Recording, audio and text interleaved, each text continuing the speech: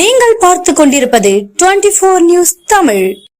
நீலகிரி வானில் வர்ணஜாலம் காட்டிய வானவில் காட்சிகள் சுற்றுலா பயணிகளின் கண்களுக்கு விருந்தாக அமைந்தது.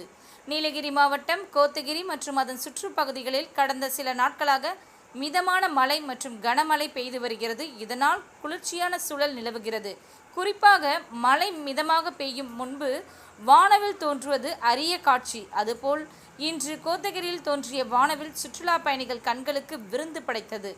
மிக பெரிதாக தெளிவாகவும் தென்பட்ட வானவிலை பொதுமக்கள் ரசித்து தங்கள் செல்போன்களில் பதிவு செய்து மகிழ்ந்தனர்.